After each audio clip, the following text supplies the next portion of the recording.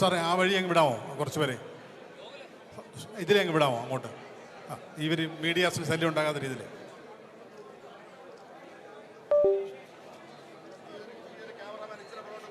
ഇങ്ങോട്ട് നീങ്ങുന്ന മതി, അതിലെ അങ്ങ് പൊക്കോളും.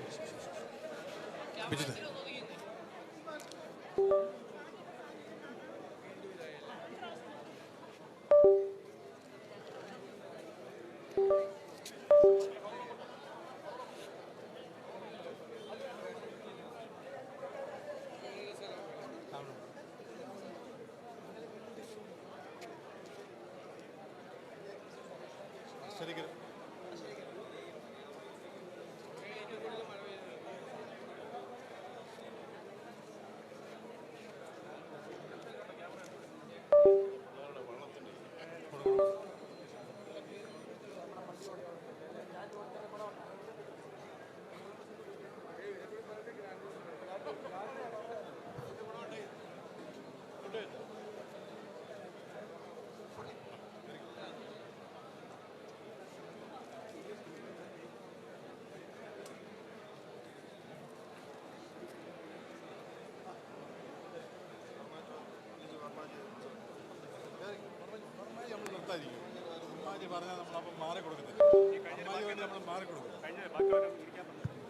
ദയവായിട്ട് വന്നിട്ടുള്ളവരവിടെ ഇരിക്കണം. എല്ലാവരും കൊടുത്തു കഴിഞ്ഞിട്ടുണ്ടെങ്കിൽ ദയവായിട്ട് അവിടെ ഇരിക്കുക. ബഹുമാന്യരെ എല്ലാവരും ശാന്തരായിരിക്കണം. ബഹുമാനപ്പെട്ട മുഖ്യമന്ത്രി എല്ലാവരിൽ നിന്നും നിവേദനം സ്വീകരിച്ചു കഴിഞ്ഞു. ഇനി മറ്റെല്ലാവരും ഇവിടെ ശാന്തരായിരിക്കണം. അദ്ദേഹത്തിന് നമ്മളോട് പറയാനുള്ളത് എന്താണെന്ന് കേൾക്കാനുള്ള സമയമാണ്.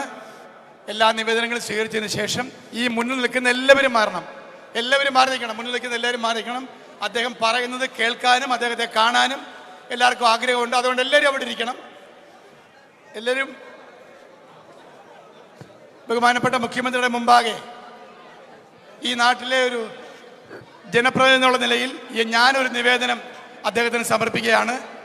ദുരിതാശ്വാസ ക്യാമ്പുകളിൽ കഴിയുന്ന ജനങ്ങൾക്ക് ലൈഫ് പദ്ധതിയിൽ മുൻഗണന കൊടുക്കണമെന്നാണ് ഒന്നാമത്തെ അദ്ദേഹത്തോടുള്ള എൻ്റെ അപേക്ഷ. അതുപോലെ സംഭരണശേഷി കുറച്ച് നമ്മുടെ ഡാമുകളിൽ അടിഞ്ഞുകൂടിയിരിക്കുന്ന ചെളിയും മണലും നീക്കം ചെയ്യണം. നമ്മുടെ പമ്പാ നദിയിൽ അടിഞ്ഞുകൂടിയിരിക്കുന്ന മണലും ചെളിയും നീക്കം ചെയ്ത് 50% താഴെ മാത്രം സംഭരണശേഷിയുള്ള ഡാമിനെയും നദിയെയും മോചിപ്പിച്ച് റാന്നിയെ വെള്ളപ്പൊക്കത്തിൽ രക്ഷിക്കണമെന്നാണ് അദ്ദേഹത്തോട് ഞാൻ ആവശ്യപ്പെടുന്ന മറ്റൊരു കാര്യം. 2018 പ്രളയത്തിലും 26 പ്രളയത്തിലും സർവവും നഷ്ടപ്പെട്ട റാന്നിയിലെ വ്യാപാരികൾക്ക് ഒരു ജീവിതം തിരിച്ചു കൊടുക്കണം എന്നുള്ളതാണ് അദ്ദേഹത്തോടുള്ള എൻ്റെ മറ്റൊരു അഭ്യർത്ഥന. മഴ പെയ്താൽ വെള്ളക്കെട്ടാകുന്ന പകർച്ചവ്യാധി ബാധിക്കുന്ന റാന്നിയിലെ ഇട്ടിയപ്പാറ ബസ് സ്റ്റാൻഡ്, ആ ബസ് സ്റ്റാൻഡിൻ്റെ നവീകരണത്തിന് ഇപ്പോൾ തടസ്സം നിൽക്കുന്നത്, ആ ബസ് സ്റ്റാൻഡ് നിർമ്മാണത്തിന് വേണ്ടി ഏറ്റുവാങ്ങിയ സ്ഥലത്തിൻ്റെ പണം സർക്കാർ കൊടുത്തിട്ടില്ല. ധനകാര്യ വകുപ്പ് കൊടുക്കാൻ സമ്മതിച്ചിട്ടുണ്ട്. അത് അങ്ങ് വേഗത്തിലാക്കണം. സമ്മതിച്ചിട്ടുണ്ട്, അത് അദ്ദേഹം വേഗത്തിലാക്കണം എന്നൊരു അഭ്യർത്ഥനയുണ്ട്. അതുപോലെ തന്നെ പ്രളയത്തിൽ അടിസ്ഥാന സൗകര്യമില്ലാതെ പ്ലാസ്റ്റിക് ചാക്കിന് കീഴിൽ കഴിയുന്ന ഈ ശബരിമലയ്ക്ക് തൊട്ടു താഴെയുള്ള ആദിവാസി കോളനികളിൽ അവർക്ക് വീട് വെക്കാൻ പണം കൊടുത്തിട്ടുണ്ട്, സ്ഥലം കൊടുത്തിട്ടുണ്ട്. പക്ഷേ നിർമ്മാണ പ്രവർത്തനങ്ങൾ വേഗത്തിലാക്കാൻ നിർദ്ദേശം കൊടുക്കണം. പട്ടികവാദി കോളനികളിൽ നൊമാഡിക്കായിട്ടുള്ള ആദിവാസികളാണ്. എല്ലാ വെള്ളപ്പൊക്കത്തിലും പുറം ലോകവുമായി എല്ലാ ബന്ധങ്ങളും നഷ്ടപ്പെട്ട് ഒറ്റപ്പെട്ട് ജീവിക്കുന്ന വെച്ചൂച്ചിറ പഞ്ചായത്തിലെ കുരുമ്പൻമൂഴിയിലെയും അരയാഞ്ഞിലി മണ്ണിലെയും ജനങ്ങൾക്ക് മുൻ മുഖ്യമന്ത്രി ഉമ്മൻചാണ്ടി 2 പാലങ്ങൾ വാഗ്ദാനം ചെയ്തിരുന്നു. ആ പാലങ്ങൾ അദ്ദേഹത്തിന് നടത്താൻ കഴിഞ്ഞില്ല. അവസാന സമയത്താണ് അദ്ദേഹം വാഗ്ദാനം കൊടുത്തത്. ബഹുമാനപ്പെട്ട നമ്മുടെ മുഖ്യമന്ത്രി നമ്മളെയും നമ്മുടെ നാടിനെയും ഏറെ സ്നേഹിക്കുന്ന ഈ നാട്ടിലെ ലക്ഷക്കണക്കിന് ജനങ്ങൾ കാത്തിരിക്കുന്ന നമ്മുടെ പ്രിയങ്കരനായ മുഖ്യമന്ത്രി ഇത്തരം കാര്യങ്ങളിൽ സമീപനം നടപടി സ്വീകരിക്കണമെന്ന് വിനീതമായി അഭ്യർത്ഥിച്ചുകൊണ്ട് അദ്ദേഹത്തെ നിങ്ങളോട് സംസാരിക്കാൻ ഞാൻ ക്ഷണിക്കുന്നു. പ്രിയപ്പെട്ട മന്ത്രി ശ്രീ PC വിശ്വനാഥ്, നമ്മുടെ MLA-മാരായ ശ്രീ പഴകുളം മധു, ശ്രീ ശാന്തകുമാർ, ജില്ലാ കളക്ടർ, മറ്റ് ജനപ്രതിനിധികളെ, ഉദ്യോഗസ്ഥന്മാരെ, സുഹൃത്തുക്കളെ, നമുക്കറിയാം 2018 വീണ്ടും ഇപ്പോൾ 2026 പ്രളയ ദുരിതങ്ങൾ ഏറ്റുവാങ്ങേണ്ടി വന്ന ഒരു ജനതയാണ് നിങ്ങൾ. നിങ്ങളുടെ സങ്കടങ്ങളുടെ ആഴം, ദുരിതങ്ങളുടെ ആഴം ഈ സർക്കാരിന് കൃത്യമായ ബോധ്യമുണ്ട്. നമുക്കറിയാം, ഇപ്പോൾ പഴയതുപോലെയല്ല.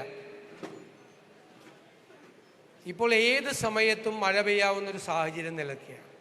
കാലാവസ്ഥാ വ്യതിയാനത്തിൻ്റെ ഭാഗമായി നമുക്ക് പുനരധിവാസത്തിന് തയ്യാറെടുക്കാൻ സമയം കിട്ടുന്നതിന് മുമ്പ് അതിതീവ്ര മഴ പെയ്യുകയാണ് പല സ്ഥലത്തും.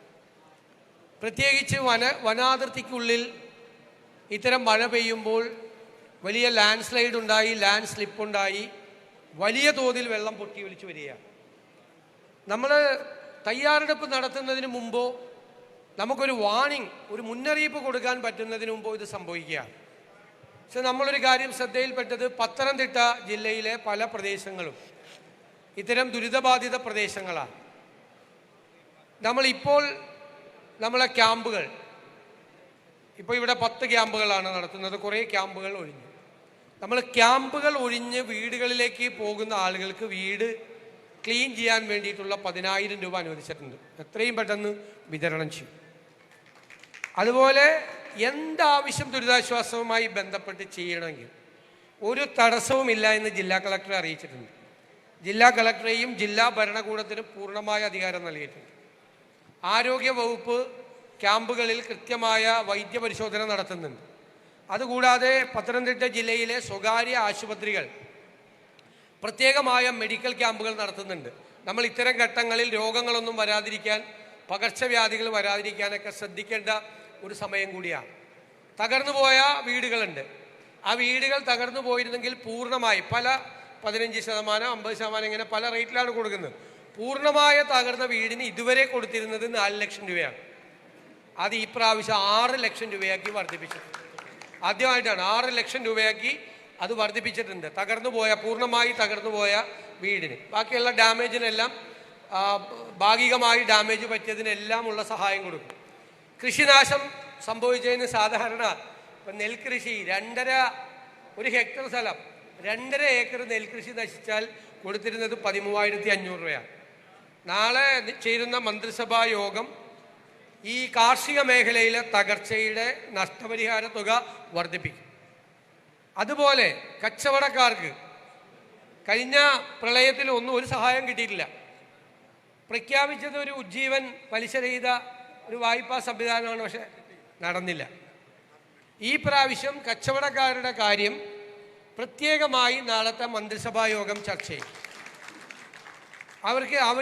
കാരണം അന്നത്തും ദുരിതം അനുഭവിച്ചവരാണ്, ഇപ്പോഴും ദുരിതം അനുഭവിക്കുന്നവരാണ്. ഇപ്പോൾ എബി ഇവിടെ വന്നു പോയതിൽ 7 കടകളാണ് 2018 കോടതി ഉത്തരവ് ഉണ്ടായിട്ട് പോലും 4-5 കോടി രൂപ അദ്ദേഹം രോഗബാധിതനായി. എബി ഇവിടെ നിങ്ങളുടെ എല്ലാവരുടെ ഒരു പ്രതീകമായി വന്ന് ഞാൻ സംസാരിച്ചു. എനിക്ക് വിശദാംശങ്ങളെല്ലാം പറഞ്ഞിട്ട് പോയി. അപ്പോൾ കച്ചവടക്കാരെ കൂടി ചേർത്ത് നിർത്താൻ വേണ്ടിയിട്ടുള്ള നടപടി സർക്കാർ ഈ പ്രാവശ്യം പ്രത്യേകമായി സ്വീകരിക്കും. അവർക്ക് വായ്പ നൽകുന്ന കാര്യവും മറ്റ് സഹായം ചെയ്യുന്ന കാര്യവും തീർച്ചയായിട്ടും ഞങ്ങൾ നാളെ ആലോചിച്ച് തീരുമാനിക്കും. തകർന്നു പോയ വീടുകൾ, ഇപ്പോൾ സ്കൂളിൻ്റെ പിൻഭാഗം ഇടിഞ്ഞു വീണു എന്നൊരു പരാതി ഇപ്പോൾ വന്നിരുന്നു. അതെല്ലാം ഉൾപ്പെടെയുള്ള എല്ലാ കാര്യങ്ങളും പ്രത്യേകമായി MLA എല്ലാ കാര്യത്തിലും ഉണ്ട്. അന്ന് മുതൽ, ആ സമയം മുതൽ ഞങ്ങൾ MLAയും മന്ത്രിയെയൊക്കെ നിരന്തരമായി ബന്ധപ്പെടുന്നുണ്ട്. എല്ലാ കാര്യങ്ങളും ശ്രദ്ധയിൽപ്പെടുത്തിയിട്ടുണ്ടായിരുന്നു. നമുക്ക് ആവശ്യമായ പോലീസ് സന്നാഹങ്ങൾ ഏർപ്പെടുത്താൻ, NDRFനെ ഏർപ്പെടുത്താൻ, എല്ലാ കാര്യങ്ങളും, ഇവിടെ ആവശ്യപ്പെട്ട എല്ലാ കാര്യങ്ങളും നമ്മൾ ചെയ്തിട്ടുണ്ടായിരുന്നു. പക്ഷെ നമുക്ക് ഇതുകൊണ്ട് കാര്യമില്ല. ഇതൊക്കെ ഇപ്പോൾ ചെയ്യേണ്ട അത്യാവശ്യ കാര്യങ്ങൾ. ഒരു ദുരിതം വരുമ്പോൾ ദുരിതം വരാതിരിക്കാൻ വേണ്ടി നമ്മൾ നോക്കണ്ടേ? അപ്പോൾ അതിൽ ഏറ്റവും പ്രധാനപ്പെട്ട കാര്യം MLA ഇപ്പോൾ പറഞ്ഞു, നമ്മുടെ നദികളെല്ലാം നിറഞ്ഞു കിടക്കുകയാണ്. 2018 വെള്ളപ്പൊക്കത്തിലെ മണ്ണും ചെളിയും നിറഞ്ഞു കിടക്കുകയാണ്. നമ്മൾ ഇതിൻ്റെ ദുരിതാശ്വാസ പ്രവർത്തനങ്ങൾ കഴിഞ്ഞാൽ അടിയന്തിരമായ മണ്ണ് നീക്കം ചെയ്യുന്നതിനുള്ള നടപടികൾ ആരംഭിക്കും. ഇപ്പോൾ ഡാമിൽ മഴ ജൂണും ജൂലൈയിലും മഴ പെയ്യാത്തത് കൊണ്ട് രക്ഷപ്പെട്ടാണ്. ജൂണിലും ജൂലൈയിലും മഴ പെയ്തിരുന്നെങ്കിൽ ഡാമും നിറഞ്ഞു കഴിഞ്ഞാൽ. അപ്പോൾ ഡാമിലും അവിടെയും ചെളിയുണ്ട്. അതും മാറ്റാൻ വേണ്ടിയിട്ടുള്ള നടപടി സ്വീകരിക്കും, സേഫാക്കും. ഇപ്പം എന്ന് വെച്ച് കഴിഞ്ഞാൽ പമ്പ ഉൾപ്പെടെ വെള്ളം ഒന്ന് പൊങ്ങിക്കഴിഞ്ഞാൽ അത് താങ്ങാനുള്ള ശേഷി നദിക്കില്ല. കാരണം നദിയിൽ മുഴുവൻ ചെളിയും മണ്ണുമാണ്. അത് നീക്കിയാൽ ഒരുമാതിരി പെയ്ത മഴയൊക്കെ നദി ഉൾക്കൊണ്ടുപോകും. ആഭ്യന്തരമായി കേരളം മുഴുവൻ ചെയ്യുന്നുണ്ട്. നമ്മളെല്ലാ പൈലറ്റ് പ്രോജക്റ്റുകളും പത്തനംതിട്ടയിലാണ്. കൂടുതൽ ശ്രദ്ധിക്കുന്നത്. പത്തനംതിട്ട ജില്ലയെ പൂർണ്ണമായി, പിന്നെ നമ്മുടെ കാലാവസ്ഥ മുന്നറിയിപ്പ് സംവിധാനങ്ങൾ കേരളത്തിലോ ഇന്ത്യയിലെ ഏറ്റവും മികച്ച കാലാവസ്ഥ മുന്നറിയിപ്പ് സംവിധാനം കേരളത്തിൽ ഏർപ്പെടുത്തുന്നത് അത് നമ്മൾ ബഡ്ജറ്റിൽ പ്രഖ്യാപിച്ചതാണ്. അത് ഏറ്റവും ഫലപ്രദമായി, ഏറ്റവും ഭംഗിയായി, കാരണം ഏത് സമയത്തും പല തരത്തിലുള്ള കാലാവസ്ഥാ വ്യതിയാനത്തിൻ്റെ നാളുകളിൽ ഒരുപാട് ബുദ്ധിമുട്ടുകൾ വരുന്ന ഒരു കാലമാണ്.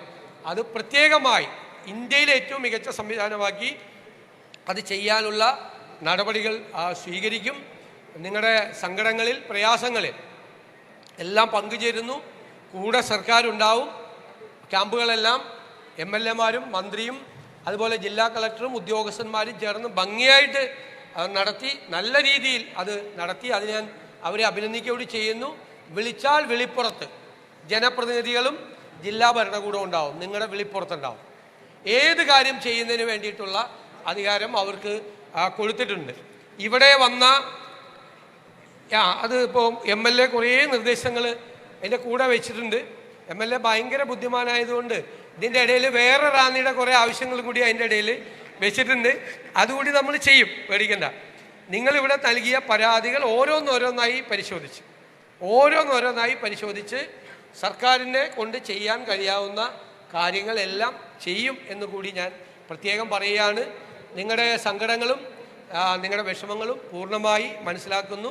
തീർച്ചയായിട്ടും അതിന് ശാശ്വതമായ പരിഹാരമുണ്ടാക്കാൻ വേണ്ടിയിട്ടുള്ള നടപടികൾ കൂടി ഗവൺമെൻറ് സ്വീകരിക്കുമെന്ന് ഞാൻ പറയുന്നു. നിങ്ങളിവിടെ എല്ലാവരും വന്ന് അത് നിങ്ങളുടെ ദുരിതത്തിൻ്റെ ആഴം എന്താണ് എന്ന് നിങ്ങളുടെ എല്ലാവരുടെയും മുഖത്ത് നിന്ന് വായിച്ചെടുക്കാം. ഇവിടെ വന്ന ഓരോരുത്തരുടെയും മുഖത്ത് നിന്ന് വായിച്ചെടുക്കാം. പലരും വന്നത് പറഞ്ഞത് ഒരു പ്രാവശ്യം വെള്ളം കയറി ക്ലീൻ ചെയ്തപ്പോഴേക്ക് രണ്ടാമതും വെള്ളം കയറി, അല്ലേ? അങ്ങനെ അനുഭവം ഉണ്ടായ പല സ്ഥലങ്ങളും ഒക്കെ ഉണ്ട്. ആ ബുദ്ധിമുട്ടുകളെല്ലാം മനസ്സിലാക്കുന്നു. പരിഹാരമുണ്ടാകും. തീർച്ചയായിട്ടും എല്ലാ നടപടികളും സ്വീകരിക്കും. ദുരിതാശ്വാസ ക്യാമ്പിലേക്ക് 2 ഏജൻസികൾ സഹായം കൊണ്ടുവന്നിട്ടുണ്ട്. അത് മുഖ്യമന്ത്രി ഇവിടെ വെച്ച് ഏറ്റുവാങ്ങുന്നു. ശ്രീ ബ്രൈറ്റ് കുര്യൻ, IPC സഭയുടേതാണ്.